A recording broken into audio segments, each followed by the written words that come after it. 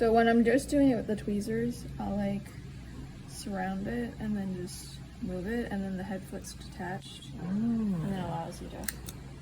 But I do it much quicker.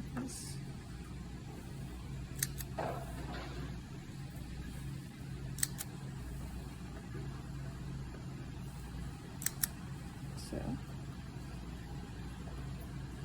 and then with a spatula.